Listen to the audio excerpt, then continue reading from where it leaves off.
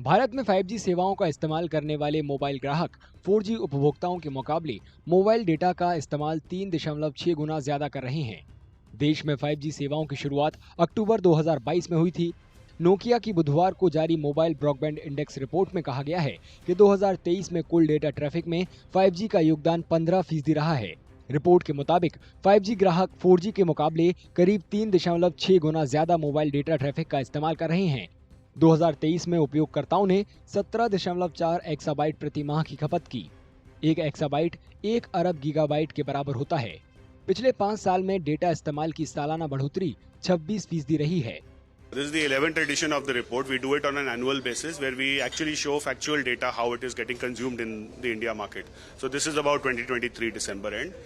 Some of the key highlights of the report include that India overall is today consuming about 17.4 exabytes of data, which is probably one of the highest in the world. Report के मुताबिक भारत में 5G device ecosystem तेजी से बढ़ रहा है। कुल सक्रिय 79.4 करोड़ 4G डिवाइस में से 17% यानी 13.4 करोड़ अब 5G सक्षम हैं। भारत में डेटा खपत साल दर साल 20% बढ़कर 17.4 एक्साबाइट प्रति माह हो गई है, जो दुनिया में सबसे ज्यादा है। 2023 में एक व्यक्ति औसतन प्रति माह 24 GB डेटा का इस्तेमाल कर रहा है, जबकि 2022 में ये 19.5 GB था। 5G rollout in the last year and a large 5G rollout in India in the last 1.5 years.